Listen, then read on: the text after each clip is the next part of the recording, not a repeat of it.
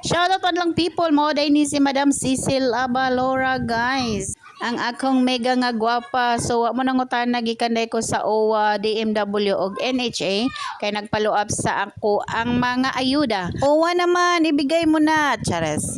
So naday ko sa dudong aling itiri diri sa Santo Niño guys kay ma-birthday po daw ko. O di ba mo na si Madam Cecil. Ready for bakbakan na niyang iyahang mga sudan guys kay taud-taud ani magtapok na mga tao especially mga government workers, mga pulis, maestra, ug ang mga estudyante, mga teachers. Tanan klase sa sudan guys available diri sa aling dudong eatery especially papaitan ug ang balbakwa niya guys mao jud ang the best menu.